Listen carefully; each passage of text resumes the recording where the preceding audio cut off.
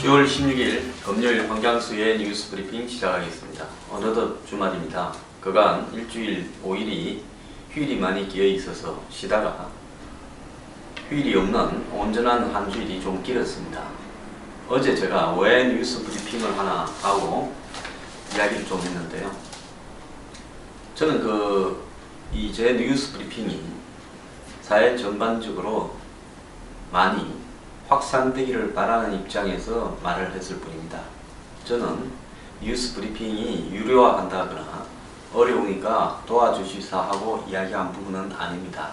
어제 걱정해 준 분들께는 감사드립니다만은 어쨌든 제가 이렇게 하는 일의 의미가 몇 분만 보고 끝나는 것이 아니라 사회적으로 더 확산되기를 바라는 입장에서 제가 한 말씀 올린 걸로 그렇게 이해를 해 주십시오. 엄양이라든지 여러가지 지적을 하시는 분이 계신데 솔직히 그렇게 할 여력이 없다는 말씀은 드리는 게 좋을 것 같아서 어제 한 말씀 했습니다.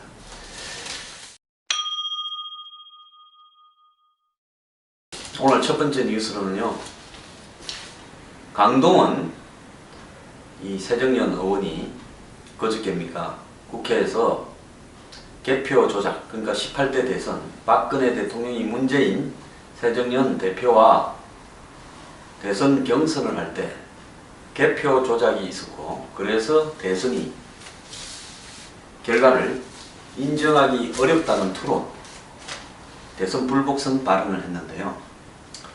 자, 왜 강동원 의원이 이런 말을 할 수 있었을까? 그것은 정확하게 새정연의 현재 지배하고 있는 가장 강력한 계파인 친노의 보편적 의식이 박근혜 대통령을 당선을 인정할 수 없다라는 부분이 당내에 보편적으로 퍼져 있기 때문에 그런 발언이 나온 거라고 봅니다. 그러지 않은데 뜬금없이 그런 발언을 해서 공천이 머지않아 있는데 자기 정치적 진로를 스스로 지 발등을 찍을 그런 어리석은 국회의원은 없다고 보고 있습니다. 그럼 강동원 의원은 자신이 어제 그 발언을 통해 가지고 본인이 한마디로 문재인 대표나 진노 주류에게 상당히 어필할 수 있었다라고 느낄 수도 있었습니다. 왜 그런 거 하니? 어제 문재인 대표가 이 강동원 의원의 대선 불복성 발언에 대해서 이 기자들이 물으니까 여기에 대해서 오히려 어제 강동원 의원과의 선을 긋기는커녕 안 그러면 질타하기는커녕 도로 불을 더 지펴버렸습니다. 그러니까 대선 불복 발언에 대해서 그런 발언은 잘못됐고 있을 수 없는 일이다. 다만 우리가 당에서 출당시키거나 새누리당이 이야기하는 제명이나 이런 것을 할 수는 없다. 이 정도. 더 나아가서 새누리당이 국정교과서 파문을 꺾으려고 좀 덮으려고 강동원 의원 문제를 물고 늘어진다. 야당은 항상 이런 이야기를 하니까요.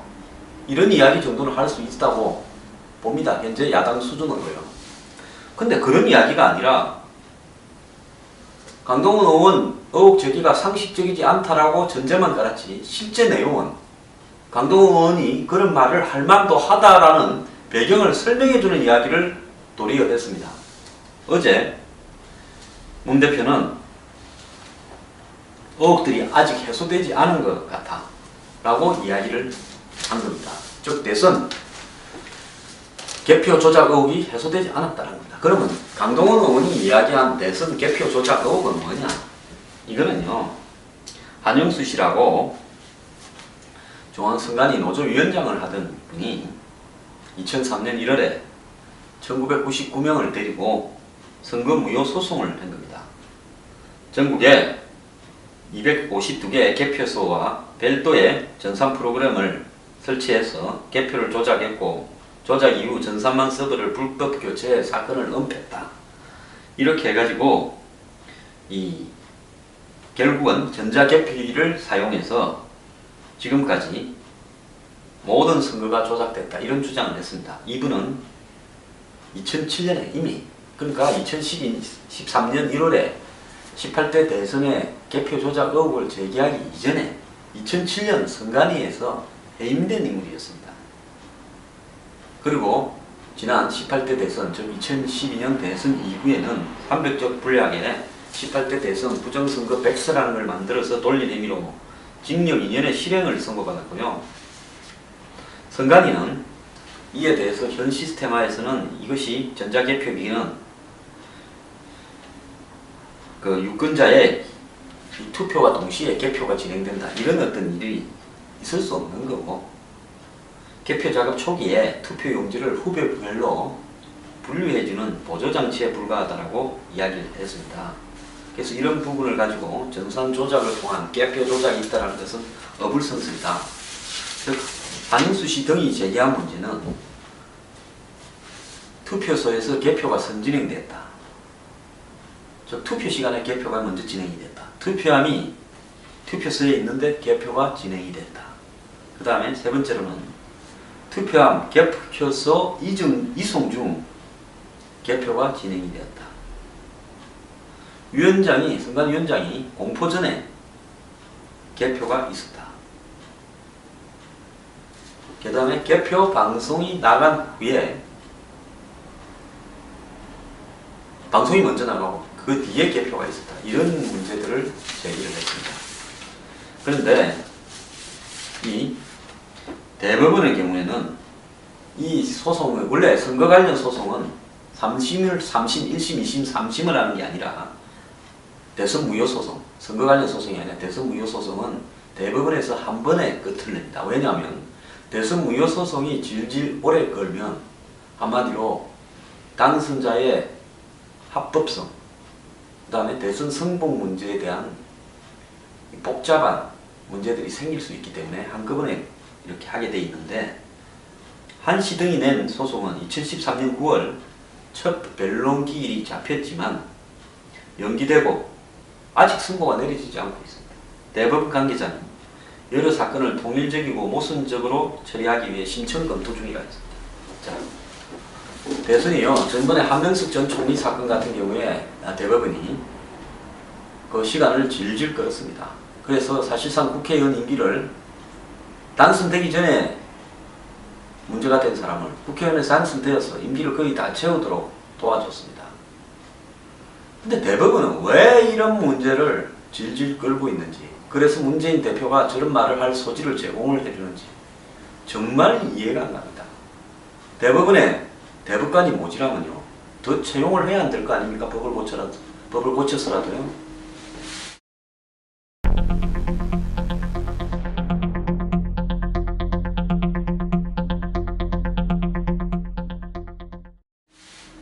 근데 문재인 대표가 솔직히 대법원에서 아직 판결이 안 내져서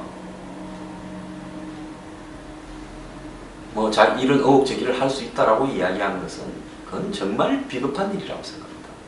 정치인은 한마디로 자신의 행동에 대해서, 말에 대해서 책임을 지고 그 다음에 거기에 대해서 결과에 따라 말에 어긋나지 않게 행동하는 것이 중요합니다. 문재인 대표는 지난 대선 새벽에 바로, 그러니까 2012년 12월 20일 새벽에 선복 발언을 했고요. 다음에 1월에 이런 사람들이 선거 무효 소송을 내니까 선거 무효 소송은 바람직하고 그럴 사안도 아니다, 새 출발하자고 설득도 했습니다.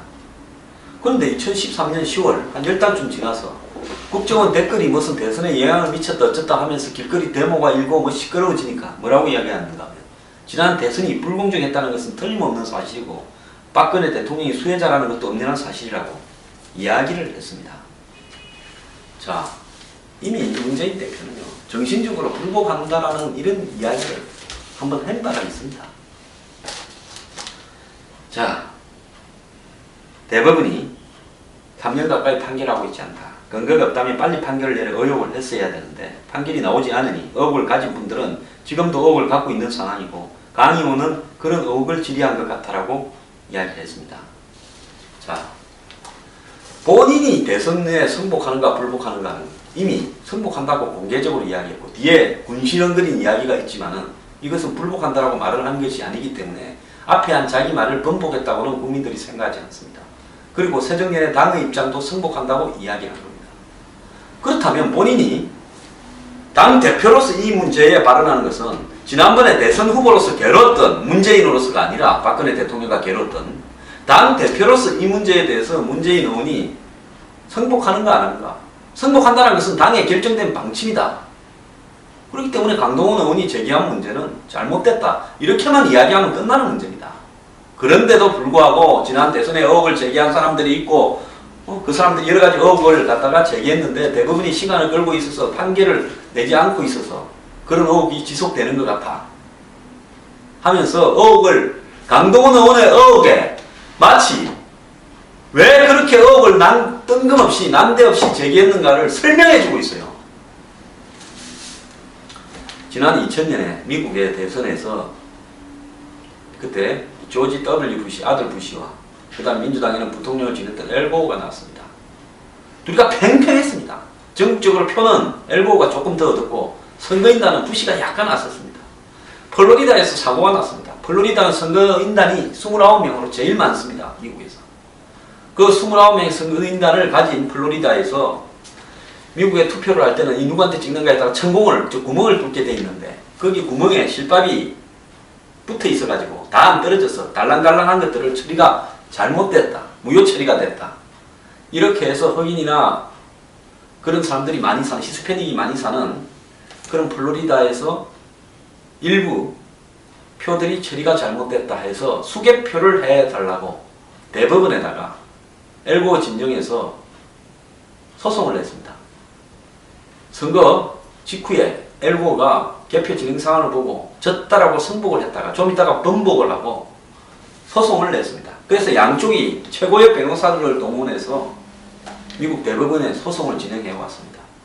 근데 36일째 미국 대법원이 이에 대해서 뭐라고 판결했는가 하면 수개표를 진행할 수 없다라고 하고 기존에 이 전공기에 의해서 개표된 부분에 대해서 인정을 했습니다. 그러자마자 엘 고어는 뭐라고 이야기했냐면 국민의 단합과 민주주의적 가치를 위해서 패배를 인정한다. 그리고 연방 대법원의 판결을 수용한다. 그러고는 그 뒤로 대선 결과에 대해서 한마디도 이의를 제기한 적이 없습니다. 민주주의는 다수결의 게임입니다. 즉 대의민주주의는 투표를 통해서 한 표라도 더 얻은 사람이 당선되는 겁니다. 그리고 그 승복에 의해서 한마디로 뜻이 다르더라도 그 사람의 당선을 인정하고 그 사람이 가지게 될 국민을 대의하는 권위를 인정해 줘야 되는 겁니다. 지금 문재인 대표가 보이고 있는 태도는요. 지극히 저는 비겁한 행위를 하고 있다고 보고 있습니다. 대선을 걸었던 장본인이자 지금 야당 제1야당의 대표로 있으면서 강동원 의원이 이런 문제를 제기했다면 오히려 자기 문제였기도 했기 때문에 더욱더 강하게 본인이 그렇다고 지금 대선을 불복하고 개표 조작을 통해 가지고 대선 결과를 뒤집을 수 있습니까? 무엇 때문에 이런 이야기를 하는 겁니까? 강동원 의원은 정확하게 문재인 대표의 심리를 읽었다고 봅니다. 아, 대표가 억울하게 떨어졌다고 생각하고 있을 거다. 그래서 기어코 한 번 더 대선에 도전해서 대통령이 되고야 말겠다고 생각하고 있다. 근데 문재인 대표가 지금 당도 정하겠다. 내 한마디 해야 되겠다. 이렇게 생각했을 수 있지 않습니까? 그러니까 겉으로는 뭐라 하고 사실상 말한 거 보면 충분히 그럴 만한 근거가 있다라고 단서를 달아줬습니다. 정말 기가 찬 정당입니다. 새정년은요 민주주의를 할 생각이 있는지 없는지 묻고 싶습니다.